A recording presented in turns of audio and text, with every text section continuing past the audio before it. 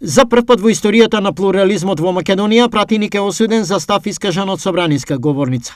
Пресудата за навреди и клевета за став искажан од собраниска говорница против колегата Бране Петрушевски е противуставна, противзаконска, правно уникатна надградба и представува дефиниција за авторитарна, односно тоталитарна држава, рекол од ВМРО ДПМН денеска на пресконференција. Самата пресуда значи дека Македонија наместо демократија гради систем каде што владата, односно партиите на власт ги контролираат сите лостови на власта, вклучувајќи го судството.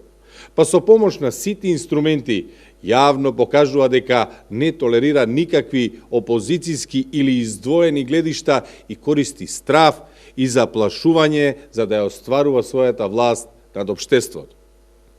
Независноста на собранието во вршење на законодавната власт е обезбедена преку имунитетот на пратеникот. Согласно со Уставот, пратениците имаат два вида имунитет – материјален или суштински имунитет и процедурален имунитет. Материјалниот имунитет значи дека пратеникот не може да биде повикан на кривична или друга одговорност или да биде притворен за искажано мислење или гласање на седниците на собранието или на неговите работни тела. И тоа го пишува во членот 16 од Закон за пратениците. Материјалниот имунитет ја гарантира слободата на говорот на седниците на собранието или на неговите работни тела.